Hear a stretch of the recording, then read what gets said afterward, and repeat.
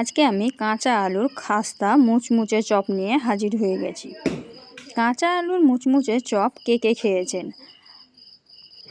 হাতে যদি খুব বেশি সময় না থাকে তাহলে এইভাবেই ঝটপট কাঁচা আলুর মুচমুচে চপ তৈরি করে নিতে পারেন। আলুর চপটা কতটা মুচমুচে হয়েছে আমি আপনাকে ভেঙে দেখাচ্ছি। দেখেন, আওয়াজটা একটু শুনলেই বুঝতে পারবেন যে কতটা মুচমুচে হয়েছে, খাস্তা হয়েছে। তো এইরকম মুচমুচে খাস্তা চপ কিভাবে তৈরি করলাম সেই রেসিপি আজকে আমি আপনাদের সঙ্গে শেয়ার করব। আসসালামু আলাইকুম, কেমন আছেন সবাই? আশা করি সবাই ভালো আছেন, সুস্থ আছেন। আলহামদুলিল্লাহ, আমরাও খুব ভালো আছি, সুস্থ আছি। সোনালি রান্নাঘর উইথ ভিলেজ ফুড চ্যানেলে আপনাদের প্রত্যেককে স্বাগত জানাই। আজকের এই চপের রেসিপি তৈরি করার জন্য আমি প্রথমেই নিয়েছি 1 পিস আলু। হ্যাঁ, 1 পিস আলু দিয়ে আপনার পুরো পরিবারে খাওয়া যায়, এরকমই এটা রেসিপি। এই তো আমি একটা আলু নিয়ে একদম পাতলা পাতলা করে পিস করে নিয়েছি। এতটাই পাতলা হয়েছে যে আঙুল দেখা যাচ্ছে। দেখেন, আপনারাও এইভাবেই তৈরি করে নেবেন, তাহলে আলুটাও ভিতরে ভালোভাবে সিদ্ধ হবে আর চপটাও খুব একদম মুচমুচে খাস্তা হবে।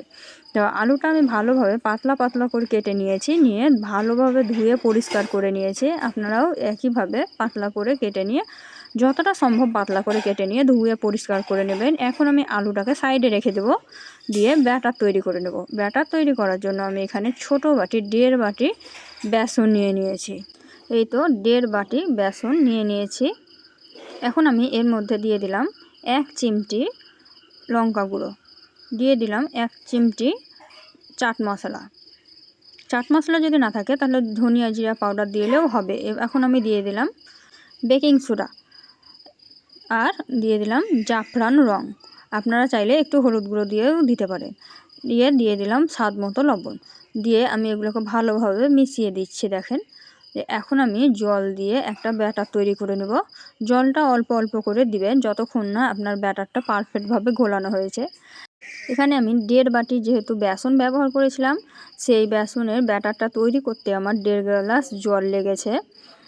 আপনারা আপনাদের পরিমাপটা একটু বুঝে নেবেন, থিকনেসটা দেখলেই বুঝতে পারবেন যে কেমন হবে। খুব একটা গাঢ়ও হবে না আর খুব একটা পাতলাও হবে না। এই তো এখন আমি অল্প অল্প করে বারে বারে জল দিয়ে ব্যাটারটা গুলিয়ে নিচ্ছি। ভিডিওটি যদি প্রথমবার দেখে থাকেন আর চ্যানেলের যদি নতুন বন্ধু হয়ে থাকেন তবে অবশ্যই আমার চ্যানেলটিকে সাবস্ক্রাইব করে নেবেন আর পাশে থাকা বেল আইকনটিকে প্রেস করে দেবেন। ভিডিওটি একটা লাইক দেওয়ার অনুরোধ রইল। আপনাদের একটা লাইক আমাদেরকে নিত্য নতুন রেসিপি তৈরি করতে উৎসাহ দেয়। আপনারা একটা ভিডিও হয়তো 5 থেকে 6 মিনিট দেখেন, কিন্তু সেই 5 থেকে 6 মিনিটের একটা ভিডিও তৈরি করতে আমাদেরকে অনেকটা পরিশ্রম করতে হয়। তাই বন্ধুরা, যারা পুরনো বন্ধু আছো তারা দেখে লাইক শেয়ার করে দিও আর কমেন্টে জানাতে ভুলবে না যে কেমন হয়েছিল রেসিপিটা। আর যারা নতুন বন্ধু হয়েছো তারা অবশ্যই সাবস্ক্রাইব করে দেবে। এই তো আমি ব্যাটারটা অল্প অল্প করে জল দিয়ে এইভাবে তৈরি করছি। সোনালি রান্নাঘর মানেই কিন্তু নতুন নতুন রেসিপি আর খুব সহজ ও সুস্বাদু রেসিপি। তাই তাই দয়া করে সবাই ভিডিওগুলো দেখবেন আর কেমন হয়েছে কমেন্টে জানাতে ভুলবেন না ভিডিওগুলো আমার। আর যদি কোনো রকমের কোনো ত্রুটি থাকে তবুও কমেন্টে জানাবেন, আশা করি শুধরে নেব। এই তো ব্যাটারটা আমি আস্তে আস্তে ঘুলিয়ে নিচ্ছি। এইভাবেই আপনারা একইভাবে ঘুলিয়ে নেবেন। এই রেসিপিটা এতটাই তাড়াতাড়ি তৈরি হয় আর এতটাই মজাদার হয় যে আপনারা 5 মিনিটের মধ্যেই তৈরি করে নিতে পারবেন। এই তো ব্যাটারটা আমার প্রায় কমপ্লিট হয়ে গেছে। এখন আমি ঘনত্বটা দেখাচ্ছি যে কতটা পারফেক্ট হয়েছে। এরকমেরই একটা ঘনত্ব হবে, এর থেকে বেশি কিন্তু পাতলা হবে না। এর থেকে পাতলা হলে কিন্তু আলুর গায়ে থেকে বেসনটা ছেড়ে যাবে, তখন কিন্তু ভালোভাবে কোট হবে না আর মুচমুচেও হবে না। দেখুন, বেসনটা আমার ঘোলা হয়ে গেছে। এখন আমি সাইডে রেখে দেব। এখন ভাজার জন্য তেল গরম করে নেব। এই তো আমি একটা কড়াই বসিয়ে দিয়েছি, কড়াইয়ে এখন তেল গরম করে নেব। দেখেন,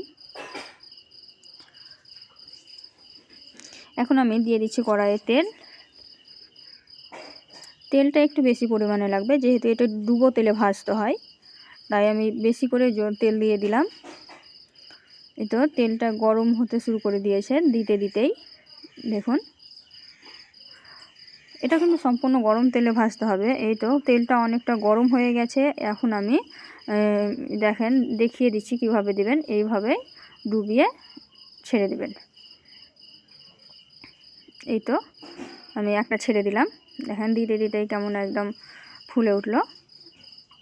এইভাবে আপনারা যদি প্রত্যেকটা টিপস ফলো করেন তাহলে কিন্তু আপনাদেরগুলো একদম ফোলা ফোলা আর মুচমুচে হবে। প্রথমবার আলুর চপটা তেলে ছাড়ার পরে একটু সময় লাগবে, কিন্তু তারপর থেকে দেখবেন একদম খুব তাড়াতাড়ি তৈরি হয়ে যাবে। এই তো আমি আবারও আর একটা দিয়ে দিলাম। একসঙ্গে 2 থেকে 3টা করে অনায়াসে ভেজে নিতে পারেন, খুব সুন্দর হয়, কোনো অসুবিধা হয় না। তো এরকমভাবে ওপর থেকে তেল ছিটিয়ে ছিটিয়ে দেবেন, তাহলে 2 সাইডই একদম ফোলা ফোলা হবে। এই তো একটা আমি দেখাচ্ছি, দেখেন এই দেখেন কতটা সুন্দর হচ্ছে দেখেন। এখন আমি আবারও আর একটা ছেড়ে দেব। এই তো চপগুলো কিন্তু সুন্দর কালার আসতে শুরু করে দিয়েছে, আর কতটা ফুলা ফুলা হয়েছে দেখলেই বুঝতে পারবেন একটু ভালোভাবে যদি লক্ষ্য করেন। তাহলে দেখেন 3টে এখানে আমি চপ ভাজতে দিয়েছি, আর 3টাই দেখেন 2 সাইডই একদম ফোলা ফোলা হয়েছে। আমি একটু তুলে দেখালাম আপনাদেরকে আপনাদের সুবিধার্থে। এখন চপগুলো লাল লাল করে ভাজা হয়ে গেছে দেখেন। এখন আমি তুলে নিব একটা একটা করে। এই তো তুলে নিচ্ছি দেখেন। এই তো একদম মচমচা খাস্তা তৈরি হবে। আমি আবারও ভেজে নিচ্ছি দেখেন, একই প্রসেসে আমি আবারও ডুবিয়ে ডুবিয়ে ভেজে নিচ্ছি। যারা প্রথমবার এই চপ দেখছেন তারা ভাববেন না যে আলুগুলো ভিতরে সিদ্ধ হবে না, আলুগুলোও কিন্তু খুব সুন্দরভাবে সিদ্ধ হবে। আর যদি হাতে সময় না থাকে তো ঝটপট এইরকমভাবে চপ খেয়ে দেখতে পারেন, খুব মজা হয় খেতে, খুব একটা খারাপ হয় না। আর একদম নতুন ধরনের এই চপের স্বাদটা লাগে। এই তো আমি আবারও তুলে নিলাম। এবার আমি দেখাচ্ছি একটা বাটিতে নিয়ে, দেখেন কতটা সুন্দর লাগছে দেখেন, একদম পারফেক্ট। এখানে আমার কোনো রকম কোনো ফিল্টার কিছুই দেওয়া নাই, তাও দেখেন কত সুন্দর লাগছে। আমি আপনাদেরকে একটা ভেঙে দেখাচ্ছি, দেখেন কতটা ক্রিস্পি হয়েছে, আর আলুটা ভিতর থেকে একদম সিদ্ধ হয়েছে, তাও আমি দেখাচ্ছি আপনাদেরকে। দেখেন চপের শব্দ শুনে তো বুঝতেই পারছেন যে চপটা কতটা ক্রিস্পি হয়েছে। এখন আমি ছিঁড়ে দেখাচ্ছি যে এটা সিদ্ধ হয়েছে কিনা। এই দেখেন সহজেই দেখেন ছিঁড়ে গেল। এটা যদি সিদ্ধ না হতো তাহলে কিন্তু ছিঁড়তো না। আর দেখেন টিপে দেখালাম কেমন সিদ্ধ হয়ে গেছে। এইভাবে একবার হলেও ঘরে তৈরি করে দেখবেন, আলুর চপ খেতে খুব সুন্দর হয় আর খুব তাড়াতাড়ি তৈরি হয়ে যায়। তো এই রেসিপিটি যদি আপনাদেরকে ভালো লেগে থাকে তবে অবশ্যই আমার চ্যানেলটিকে সাবস্ক্রাইব করে দেবেন, পাশে থাকা বেল আইকনটিকে প্রেস করে দেবেন। আর ততক্ষণ সবাই ভালো থাকবেন, সুস্থ থাকবেন। দেখা হবে পরের ভিডিওতে। খোদা হাফিজ।